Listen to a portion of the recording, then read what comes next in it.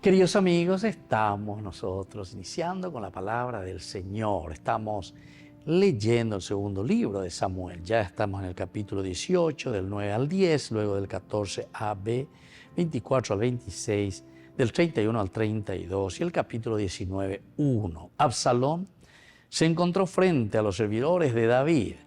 Iba montado en un mulo y éste se metió bajo el tupido ramaje de una gran encina.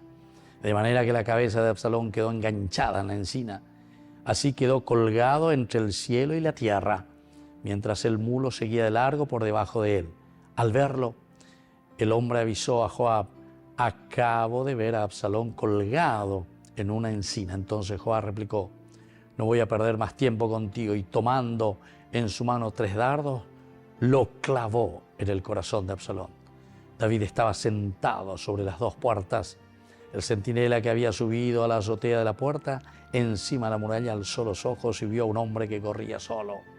El centinela lanzó un grito y le avisó al rey. El rey dijo: si está solo, trae una buena noticia. Mientras el hombre se iba acercando, el centinela divisó a otro que venía corriendo y gritó al portero: otro hombre viene corriendo solo. El rey comentó: ese también trae una buena noticia. Enseguida llegó el hombre de Cusa y dijo: que mi señor el rey se entere de la buena noticia. El Señor hoy te ha hecho justicia, librándote de todos los que se sublevaron contra ti. El rey preguntó: ¿está bien el joven Absalón? El cusita respondió: que tengan la suerte de ese joven los enemigos de mi señor rey y todos los rebeldes que buscan su desgracia. El rey se estremeció, subió a la habitación que estaba arriba de la puerta y se puso a llorar. Queridos amigos, esta también es la consecuencia, la muerte de Absalón. Ciertamente que como un papá, David espera y algo hará por su hijo el perdón, pero en este caso ya eso no sucede. Otros lo han ajusticiado, otros lo han matado, pero ciertamente el corazón de un papá que llora por este hijo que se había descarriado y que se había puesto contra su propio padre.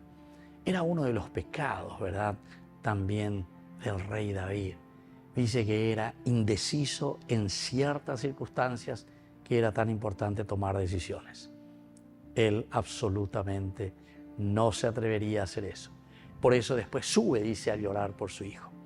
Queridos amigos, ante ciertas situaciones es importante la decisión para poder salir de una situación tan mala. No es fácil, evidentemente, pero el Señor en este caso pone en el corazón de David la ternura, la misericordia que lo acompañará, ¿verdad?, durante toda su vida. Porque una vez ha tomado decisiones, dureza, pero ahora entonces el Señor le está mostrando la cara opuesta de la misma misericordia que tuvo Dios para con él, que él también tiene que tener para con la gente y para con su pueblo. Que la bendición de Dios descienda sobre cada uno de ustedes, el Padre y el Hijo y el Espíritu Santo. Amén.